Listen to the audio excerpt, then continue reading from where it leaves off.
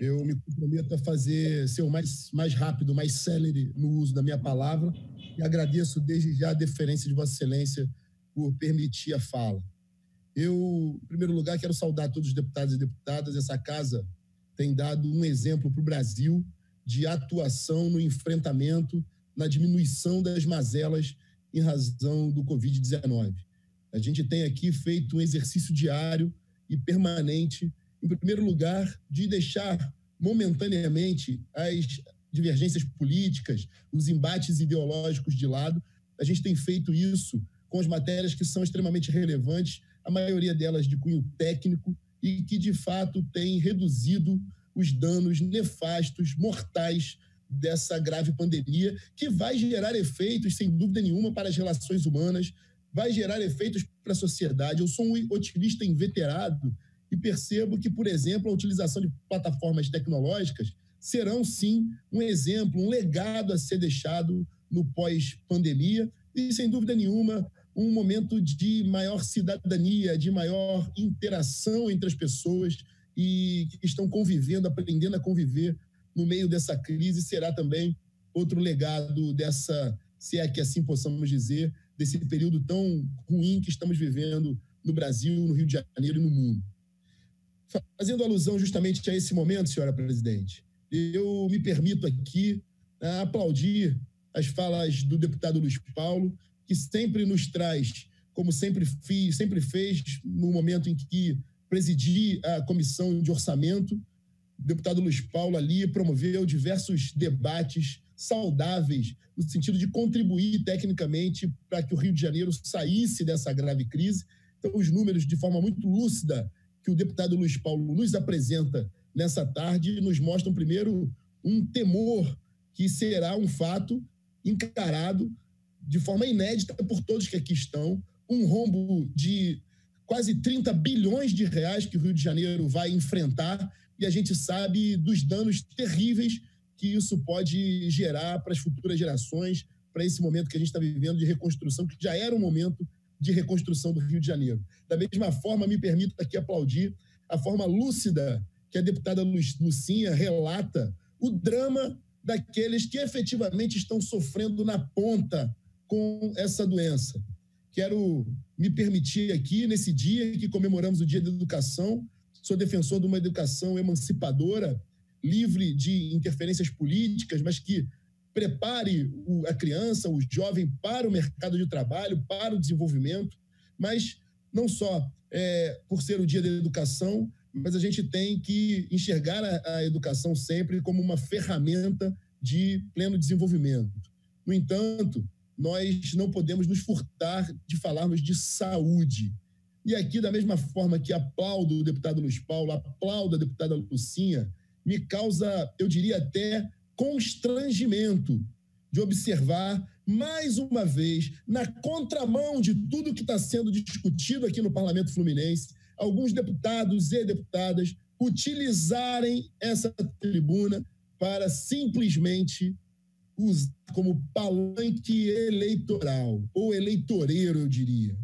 Eu me permito, deputada Lucinha, e aqui eu sou muito franco e já mostrei que tenho a independência necessária, primeiro para votar como bem entendo, depois para agir como bem entendo, e já fiz isso em diversas oportunidades.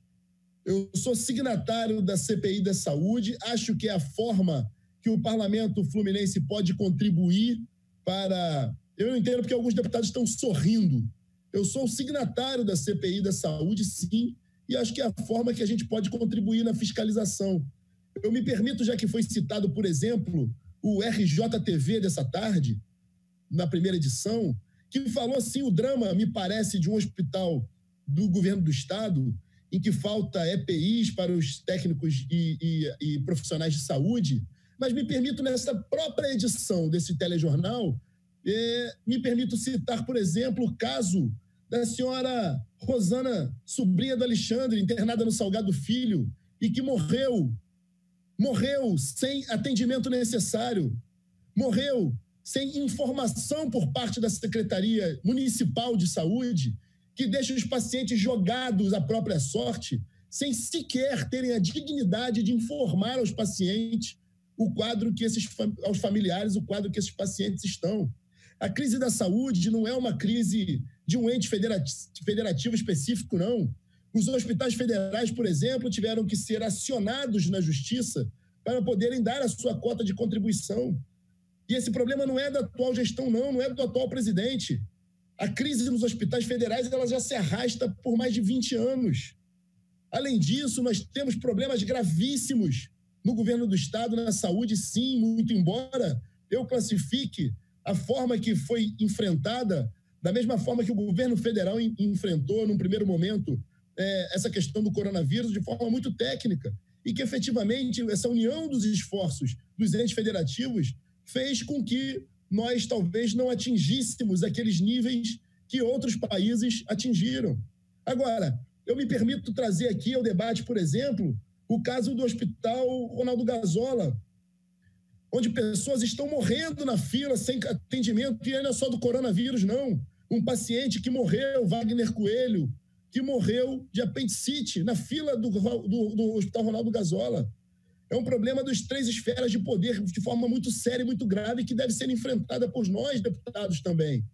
Na minha semana passada, uma assessora minha, que muitos deputados conhecem, morreu num hospital municipal em Saquarema por falta de atendimento, 12 horas sem atendimento.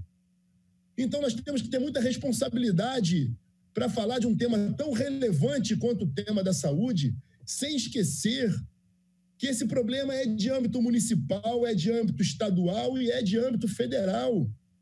Essa OS, por exemplo, como foi bem relatada pela deputada Lucinha, que deve ser o primeiro objeto a ser enfrentado pela CPI uma vez instalada na casa, sem dúvida nenhuma é a mesma OS que vinha prestando serviço para a Prefeitura do Rio de Janeiro. Eu sou crítico a esse prefeito, todos sabem disso, me filio à fala da deputada Marta Rocha, que, como carioca que sou, considero que é o pior prefeito da história do Rio de Janeiro, sim. Aliás, para aqueles que hoje saúdam esse prefeito e se consideram de um posicionamento político anti-esquerda, eu diria aqui, e aqui, capitão Paulo Teixeira, eu sei que Vossa Excelência tem tido um comportamento exemplar sob o ponto de vista partidário, de defesa do prefeito, mas me permito, não como político ou como pré-candidato à Prefeitura do Rio, não, mas como um cidadão carioca, fazer graves crises. Esse desprefeito, ele tem feito com que a população sofra muito antes do processo da pandemia. Conclua, deputado, por favor. Ficaram sem salário até o mês de dezembro. Passaram Natal e Ano Novo sem salário. Agora, no auge da pandemia, os servidores administrativos da saúde do município do Rio de Janeiro continuam sem salário. Ou seja, a crise é absolutamente grave.